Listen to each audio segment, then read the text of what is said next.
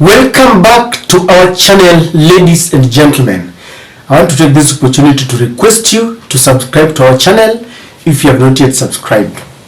Those who support us, I just want to say thank you very much. We are living in very interesting political times in the history of our country. There are statements out there and you don't know who to believe, but we know who is lying. Apparently, there is a story that has been aired by the Nation media. It was also aired by Taifa Leo, and it is grabbing headlines. It is one that I hope many of you have read, but I want to say something about this, so kindly let us move together. This story is about a 71-year-old granny who is a business woman from Kiambu. This granny is called Pauline Waithera. Now, Pauline Waithera grabbed the headlines during Rigathi Gachagua and William Ruto's campaign last year, August, when they were driving and trying to push the agenda of the bottom-up economic model, that which William Ruto said was going to be a game changer, because William Ruto claimed that since independence, the leaders in place have always engaged in an economic plan that is only promoting those who are at the top of the economic pyramid. But he said that he was going to change this narrative to give us an economic model that was going to be thinking of the hustler, those who are at the bottom of the economic pyramid. And William Ruto used the Mbogas na watu wa boda boda. One of the people who had the privilege, was selected, was this granny, a very interesting, jovial granny, very convincing, and she helped the Kenya Kwanza team to campaign, persuading and convincing people to vote in William Ruto and Rigathi Gachagua, apparently because she had understood how this was going to help the Mama Mboga, how this economic model was going to help William Tuachini. But this granny recently came to Nation media and she was spilling the beans. There's something that she said, that while campaigning for William Ruto and Rigathi Gachagua, she used to dine with the high and mighty. Those politicians used to call her. Whenever she called, they would pick up her calls, and if they didn't, they would revert back, and there was such a cordial relationship. And she's saying that they used her and abandoned her. Used and dumped. They actually dumped her.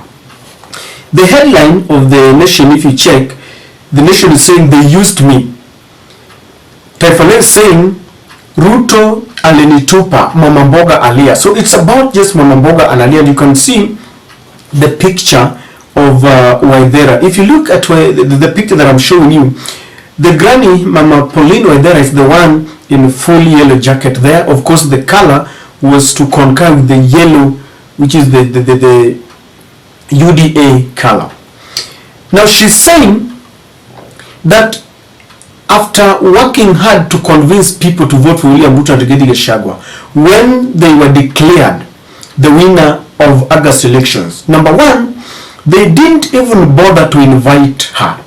She was a very pivotal member of the campaign team, engaging with the hustlers there, the masses there. They didn't even remember to invite her for the inauguration or celebrations. At least the least they should have done is to invite her. Of course, she can't lie on this because we would have seen her on national TV. So she says that it pains her that on that very day when William Ruto and Rigathi Gachagua were taking oath of office, she was left in the village, maybe trying to listen to it on radio and watching it on TV in some nearby hotels, and people asking, where are you? So she became an object of ridicule in the villages. And she reckons that today she even calls the high and mighty that they used to rub shoulders with, they reject her because they don't call her. So she spilled the beans. And one person who was really angered by this story was Dennis Itumbi. And Dennis Itumbi is not taking this story lightly. He has really lashed out at Mama Mboga and lashed out at the media that carried and aired this story. In fact, Dennis Itumbi is saying that the Nation Media Group and the Taifa Leo and all those people who are airing this are liars. Dennis Itumbi said or wrote, "Dear Nation Africa, this is disparate from your newsroom, but muendelee. I have another 6 million plus names of hustlers who voted for President William Ruto and Rigathi. The president has given back through Hustlers Fund, housing, fertilizer, UHC is on course. Above that, Shosh Pauline got 300,000 Kenya shillings to stock her kiosk. Lakini si mmezoea headlines to sell the paper. Have your say. We will keep you on system facts." So that is Dennis Itumbi, who was really angered and vexed by this story. The reason why I was saying that we're living in very interesting times and we don't know who to believe, but we know who's lying, is because here are now two people. Mama Pauline Waithera is saying that she was abandoned, she was ditched, she was dumped, and she says that there is nothing that she has gotten from the hard work and the sweat that she gave to the Kenya Kwanza team. But Dennis Itumbi is saying that she got 300,000 shillings to boost her Mboga economy, Mboga business. Who is really lying? Looking at the age of Pauline Waithera, I would give her the benefit of doubt. But she's human, she can also not be telling the truth. But given two devils, and I have to choose one between Dennis Itumbi and Waithera, I would choose Pauline Waithera. Why? Dennis Itumbi has got a history of lying to us. There was a time they went for a campaign in Jacaranda, and they never got enough people to jaza the place. They did fail the capacity in that area, and she had to bring some photos from a church telling us that the Hustler Nation thronged that area. And you also know that the Kenya Kwanza is just full of fallacious stories, including those who are working for them. The DCI the other day imported photos of people, demonstrating in Congo and where, and brought them, telling us that they were looking for those who damaged property in Kenya. So this regime is full of lies, and that's why I'm telling you that given a chance to just choose who I want to believe, I would choose Mama Mboga. But there is something that Dennis Itumbi is saying that must not be taken lightly. Dennis is saying from that tweet that they have another 6 million plus. In other words, it doesn't matter even if Mama Mboga will go. They have another people who they will cheat. Those are not my words, he has written them. That even if Mama Mboga is saying whether it's saying the truth or not, but if she's disappointed, there's upon her, there are other 6 million people who voted for them. And then he's claiming there that they have given us free fertilizer, Hustler Fund, housing. To have the audacity to mention housing here is a slap on Kenyans' face, because the hustlers, including Mama Mboga, was told that they will reduce taxes, but now they want to increase more taxes even to give them these houses. In fact, we have spoken so much about the housing that I don't want even to say anything about this. So Dennis Itumbi is taking people for granted. Do you think Mama Mboga can lie if she was given 300,000 Kenya shillings? Not only that, we did see that, but the one that everyone saw, are there any facts, any photos or videos where Mama Mboga is singing with others in Kasarani? Because she was supposed to, she needed to have taken a front stage. People needed to have seen her.